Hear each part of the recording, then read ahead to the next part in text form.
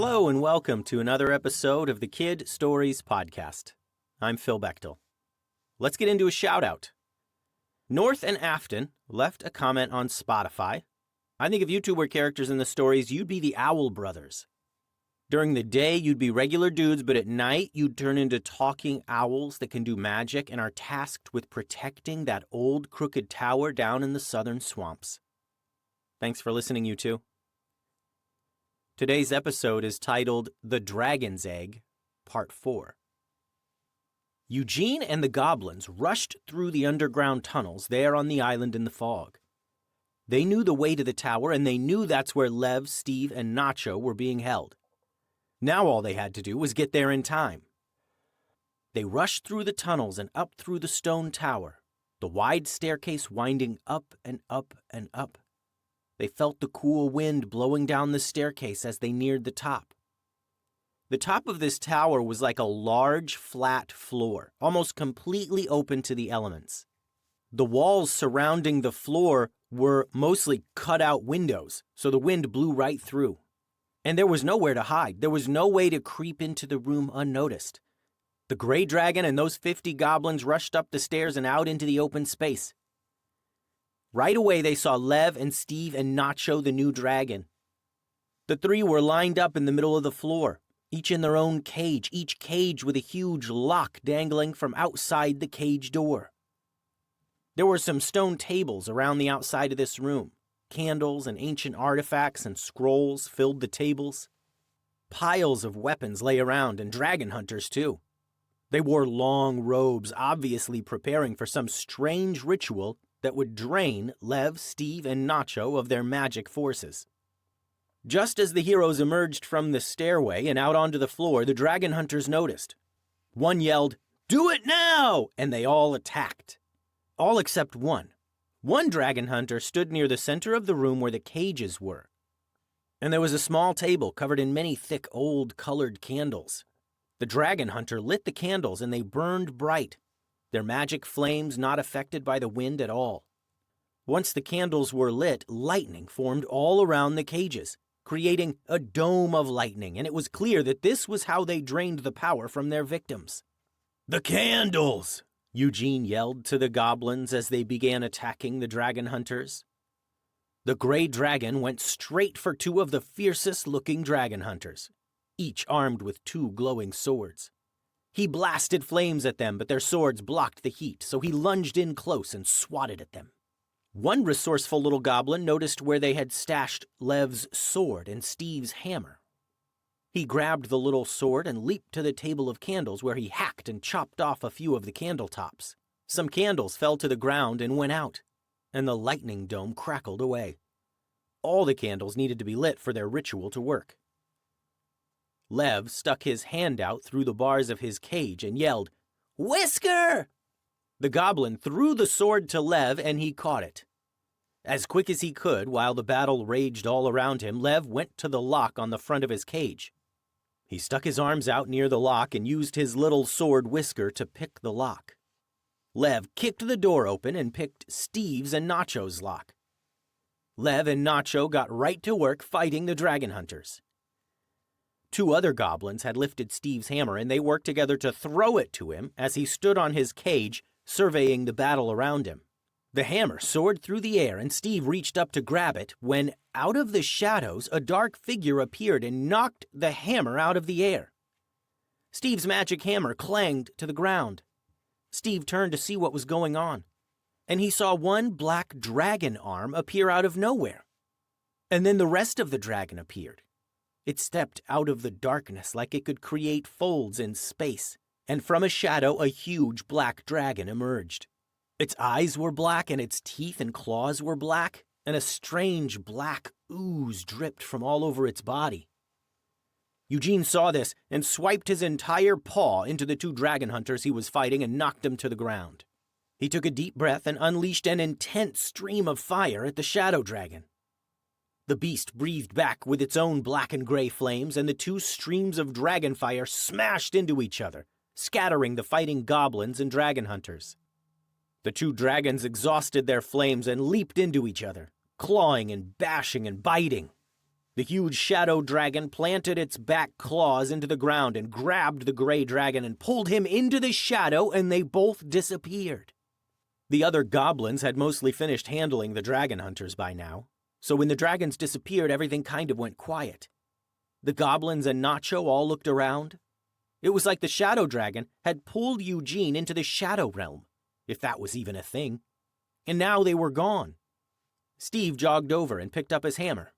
"Where'd dragons go anyway?" he asked no one in particular.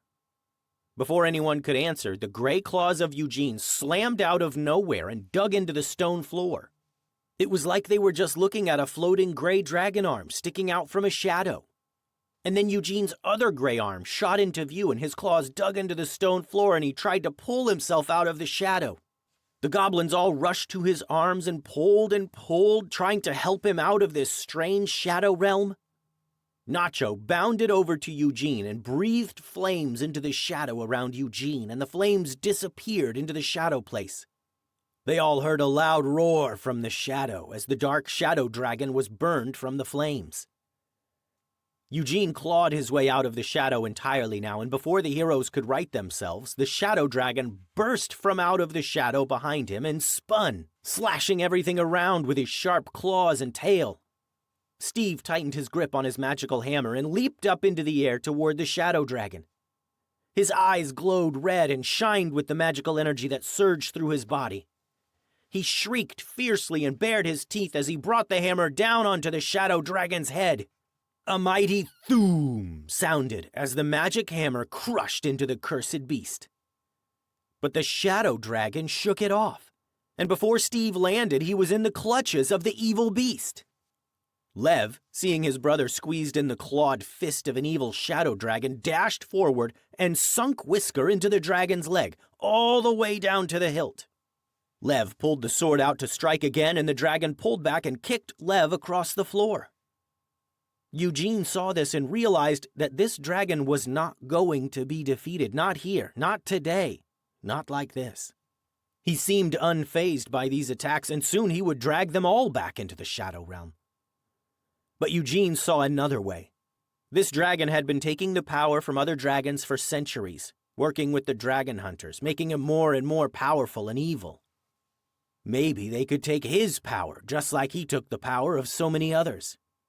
Eugene blew flames over the pedestal full of magic candles, reigniting them.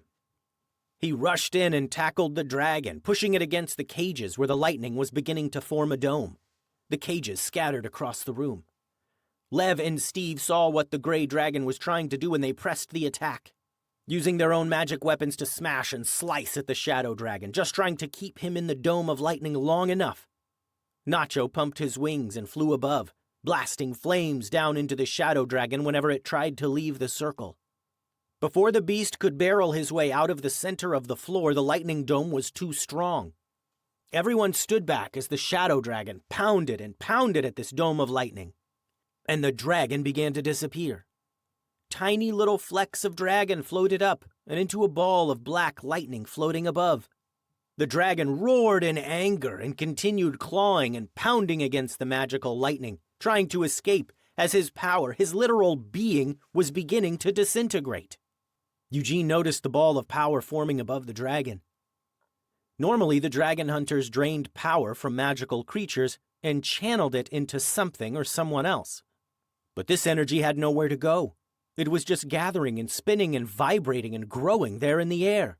Lev noticed it too and realized that if this continued, it would lead to an explosion so great the entire island would be destroyed. "Steve, put in your hammer!" Lev yelled, pointing up to the ball of energy.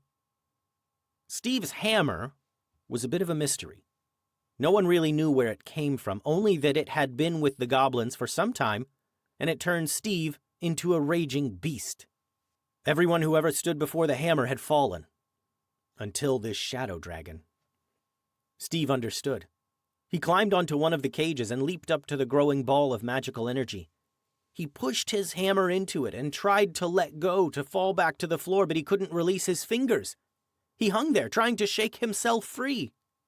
The hammer was stuck into the ball of energy, and the dark dragon below raged as he disappeared, and before anyone could reach up and try and pull Steve away from the volatile ball of energy, it exploded in a mess of black lightning. Steve was thrown to the ground, still holding his hammer. After the explosion, the shadow dragon was no more.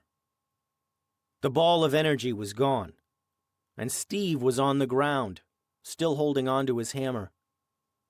Black smoke was wafting up from Steve's body, and Lev rushed to his brother's side. "Steve, Steve, Steve, wake up!" he said. Everyone crowded around Steve. Nacho nudged the little goblin with his snout, and for a moment he just lay there smoking. His magic hammer was black now, along with Steve's hand that was holding it, and his arm all the way up to his little goblin elbow was black. Finally, his eyes cracked open just a bit, and he coughed out a puff of black smoke. Steve looked around and blinked. "Oh, so sore," Steve said. He turned and noticed his black hammer and blackened hand. "What happened?" he asked. "Power of the shadow dragon went into your hammer and everything exploded," Lev explained. "Whoa," said Steve. "Yeah. Whoa," said Lev. "Maybe once we get out of this tower, you can use that hammer to knock down this tower once and for all," Eugene grumbled. "Let's get out of here." They saved their celebrations for the boat and rushed down the stairs of the tall tower. Eugene tried to keep his eyes on Nacho, trying to figure out what kind of dragon he was. Once they reached the base of the tower, everyone stood back, and Steve pulled back his hammer and smashed it into the stone wall. The hammer vibrated with power, and in 3 swings, Steve knocked the entire tower down. The group all went right back the way they came, through the tunnels, all the way back to the boat. Eugene was sure there were probably more dragon hunters on the island, but he decided they didn't need to spend any more time here, not now. "We're going to deliver you to Dragon Island," Eugene said to Nacho once they were on the beach prepping to get back on the boat. "Dragon Island?" said Nacho, who, like most dragons, learned to speak very quickly after they're born. "Will Steve and Lev be there?" "No. Dragon Island isn't for goblins, it's for dragons," Eugene said. "It's important that you grow up there with—" Nacho interrupted Eugene. "No, I'm with the goblins, with Lev and Steve. I'll grow up in the valley." Eugene saw the defiant look in Nacho's eyes. It reminded him of himself when he was a young dragon. He decided it wouldn't do them any good to argue about it now. And maybe it would be good for them to stay together. Nacho and the Goblins. The end. Thanks for listening, friends. The website is kidstoriespodcast.com. Send all your drawings and things to kidstoriespodcast@gmail.com. Adios.